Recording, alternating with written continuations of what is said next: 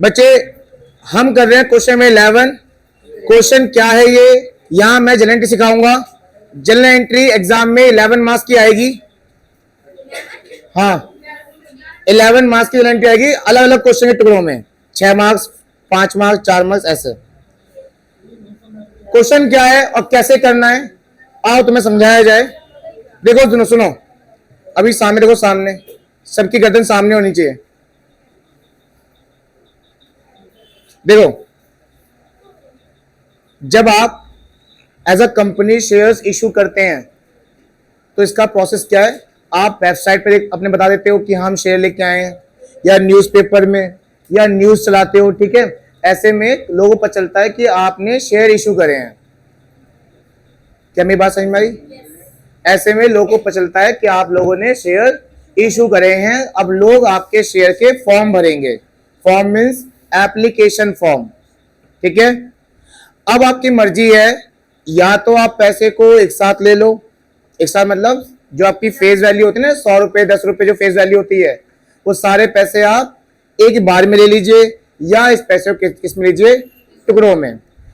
अगर मैं इस क्वेश्चन की बात करूं तो इस क्वेश्चन को अच्छे से आप पढ़ सकते हो। आओ पढ़ो। निधि लिमिटेड, नाम चेंज है क्या पुरानी बुक में? नाम चेंज हो सकता है लेकिन है यही। Nidhi limited issued 2.5 lakh equity share. आप कंपनी हैं और आपने 2.5 लाख इक्विटी शेयर मार्केट में लेके आए हो लोगों के लिए। किसके लिए? इक्विटी शेयर 10 रुपए ईच, और हर शेयर कितने का है? 10 रुपए का। किसके लिए लेके आए हो? To public. अच्छा, एट पार, ये एट पार क्या होता है आओ समझो। बच्चे, आपकी फेस वैल्यू कितनी है? जब आप 10 की चीज 10 में ही बेचना चाहते हो तो इसे कहते हैं एट पार। लेकिन जब 10 की चीज एक्स्ट्रा में, जैसे 2 रुपए एक्स्ट्रा, 3 रुपए एक्स्ट्रा, वो क्या होता है? At premium. समझ में आया? तो ये क्वेश्चन किस पे है? एट पार पर, मतलब 10 की चीज 10 में ही बेची जाएगी। अच्छा, आगे क्या है? एट पार फॉर सब्सक्रिप्शन, लोगों के खरीदने के लिए हम कितने शेयर लेके आए हैं? 2.5 लाख शेयर। अच्छा, amount being payable as application money, सारा पैसा हम एप्लीकेशन के टाइम पर ही ले लेंगे। समझ में आया? सारा पैसा हम एप्लीकेशन टाइम पे ले लेंगे। आपको क्या करना है? General entry. बच्चों, यहां कोई भी इंस्टॉलमेंट नहीं है, सिर्फ एक है, पहला है, वो है सिर्फ एप्लीकेशन। मतलब ये मान लो आप कंपनी हो और मैं मान लो आपके यहाँ अप्लाई कर रहा हूं, और हमने कितने शेयर इशू करे हैं? आपने बोलो बोलो बोलो, आपने कितने शेयर इशू करे हैं? 2.5 लाख शेयर इशू करे। कितने? और एट कितने में? 10 रुपए ईच, 10 रुपए ईच में। तो मुझे बताइए, जब मैं आपके यहाँ फॉर्म भरने आऊंगा और सारे पैसे मुझसे आप एक बार में ले रहे हो, तो 2.5 लाख इंटू कितने दूंगा? कितने रुपए जाएंगे? तो 25 लाख रुपए जब फॉर्म भरने आऊंगा ना, तभी देके चला जाऊंगा। समझ में आया? 25 लाख रुपए देके। तो मुझे बताओ, पहले आपने मुझे शेयर दिए या पहले पैसा आया? इसलिए सबसे फर्स्ट टाइम पे रिसीव एंट्री होती है। फर्स्ट स्टार्टिंग किससे होती है? रिसीव एंट्री बोलते हैं इसको। अब देखो, आपकी रिसीव एंट्री कैसे होगी? आप प्रॉपर जनरल एंट्री का फॉर्मेट बनाओगे, ठीक है। अभी चाहे ऐसे कर लो। इसकी रिसीव एंट्री में पैसे का आना क्या होता है? Bank account debit to. जब क्वेश्चन में इक्विटी या प्रेफरेंस ना हो तो आप सिर्फ शेयर लिख सकते हो, लेकिन जब क्वेश्चन में मेंशन हो कि इक्विटी है तो आप लिखेंगे टू, अभी मैं रुक जाओ, share application and allotment account. जब सुनो, जब सारे पैसे एक साथ आते हैं तो ये पूरा नाम लिखते हैं एप्लीकेशन एंड अलॉटमेंट अकाउंट। ये मैंने शॉर्ट फॉर्म लिखा है, आप एग्जाम में शॉर्ट फॉर्म नहीं यूज करेंगे, पूरा लिखेंगे APPLICA, है ना। तो equity share application and allotment क्यों लगाया गया? क्योंकि यही फर्स्ट है, मतलब एप्लीकेशन भी यही है और अभी तुम्हें शेयर दे देंगे। शेयर दे देंगे मतलब अलॉटमेंट, ठीक है। तो इसलिए ये नाम आता है। अच्छा बताओ, कितनी अमाउंट आएगी यहाँ पे? 2.5 लाख शेयर के मैं आपके पास फॉर्म भरूंगा तो 10 रुपए के हिसाब से कितने रुपए दूंगा? बोलो बोलो, 25 लाख रुपए दूंगा, डेबिट में और इधर भी क्रेडिट में। बच्चों, ये कौन सी एंट्री होती है? अच्छा, जिस क्वेश्चन में डेट होगा ना वो उस क्वेश्चन में डेट के अकॉर्डिंग चलेंगे, पर ज्यादातर क्वेश्चन में डेट होगा नहीं, तो डेट का जो कॉलम होता है उसको वहां पे आप लिख सकते हो क्या, एंट्री नंबर 1 2 3 है ना। अच्छा, अब इसके बाद सुनो, सुन लो, पहली एंट्री जो है वो हमेशा कौन सी होगी, बोलो सारे। क्यों हो रही है पता चल गया आपको, क्योंकि आपने तो नेट के थ्रू फॉर्म निकाल दिए थे, अब लोगों ने फॉर्म भरे, आपके पास क्या आ गया, क्या आपने शेयर दे दिया उनको, अब इसे पैसा आया है, इसलिए पहली एंट्री कौन सी होती है। दूसरी एंट्री होती है ट्रांसफर, शेयर्स ट्रांसफर करो।